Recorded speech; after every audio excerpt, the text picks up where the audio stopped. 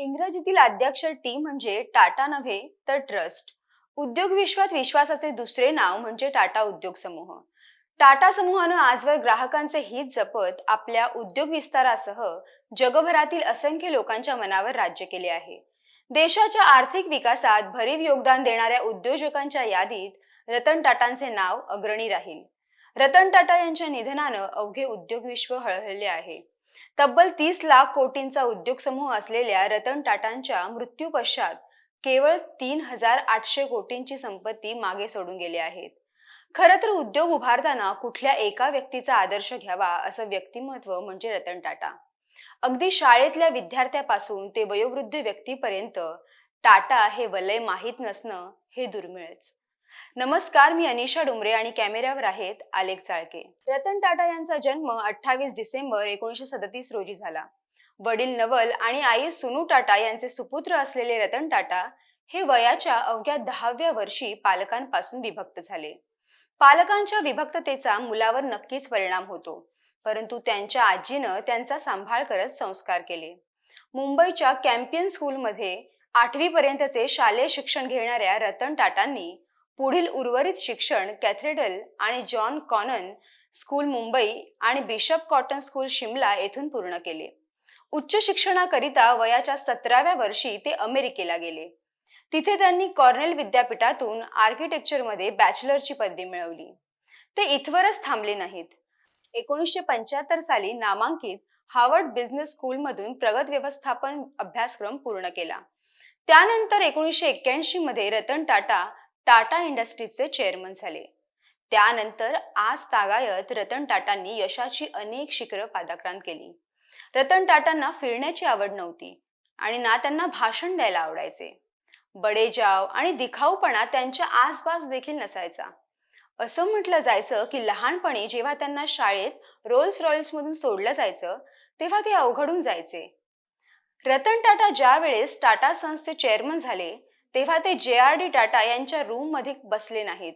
त्यांनी स्वतः छोट्याशा रूम मध्ये बसणं पसंत केलं आणि तेच त्यांचं कार्यालय देखील बनलं. आधुनिकतेची कास धरणाऱ्या टाटांनी संपूर्ण उद्योग क्षेत्र दणाणून सोडलं.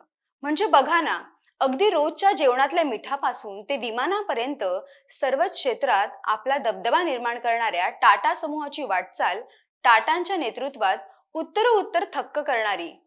समाजकार्यापासून ते देशकार्यातही रतन टाटा कधीच मागे राहिले नाहीत. अगदी साधी राहणीमान आणि उच्च विचारसरणी हेच जीवनतत्व अनुसरणाऱ्या टाटांनी नेहमीच गरिबांच्या आर्थिक सुबत्तेस प्राधान्य दिले. गरिबीशी झुंजणाऱ्या भारतासारख्या देशात सर्वसामान्यांना कार विकत घेणे देखील स्वप्नवत वाटायचे. त्यांच्या स्वप्नांची पूर्ती करण्यासाठी टाटांचीच नॅनो रस्त्यावर धावली. त्याचबरोबर देशातल्या IT क्षेत्रात भरीव योगदान देणारी टाटा कन्सल्टन्सी सर्व्हिसेस म्हणजेच TCS कंपनी जगभरातील 20हून अधिक देशात कार्यरत आहे. किंबहुना देशात भरती प्रक्रिया राबवण्यासाठी TCS ची मोठी मदत होते. Titan, Tata Motors, Tata tea, Tata Elxsi यांसारख्या 20हून अधिक कंपन्या असल्या तरी रतन टाटा यांनी अनेक वर्ष टाटा समूहाच्या चॅरिटेबल ट्रस्टचे प्रमुख म्हणून कामकाज पाहिले आहे.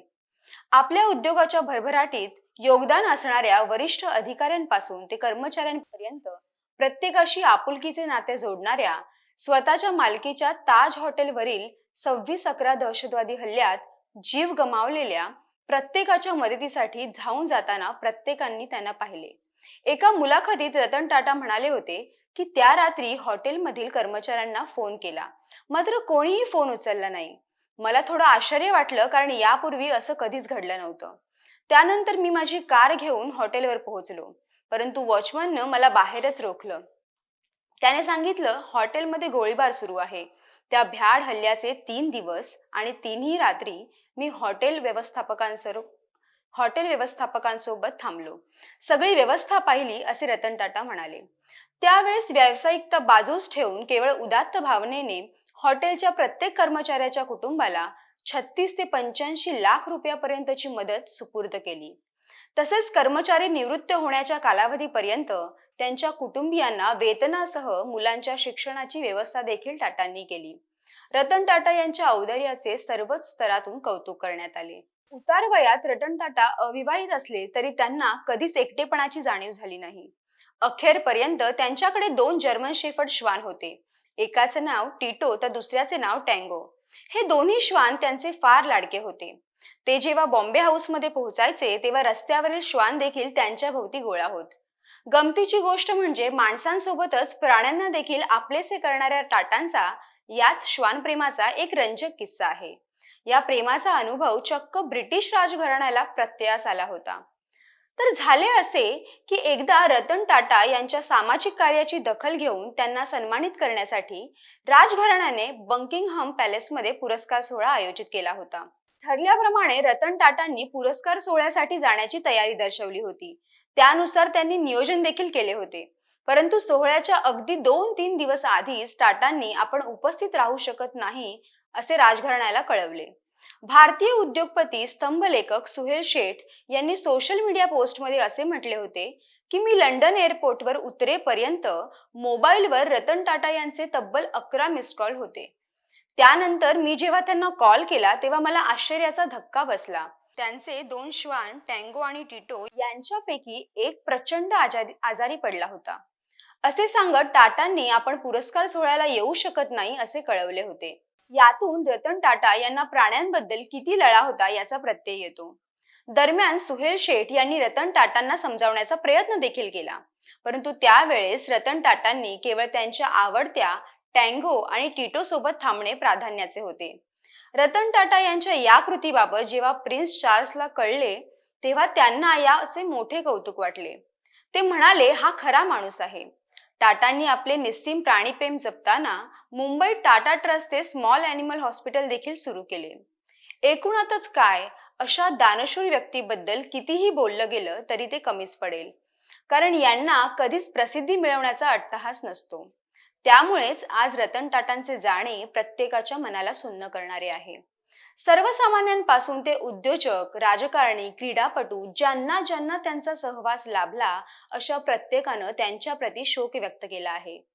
महाराष्ट्र सरकारने देखील एक दिवसाचा दुखवटा जाहीर करत त्यांच्या कार्यकर्तृत्वाचा आदर केला आहे. त्यांच्या पार्थिवावर शासकीय इतमामात अंत्यसंस्कार केले जाणार आहेत.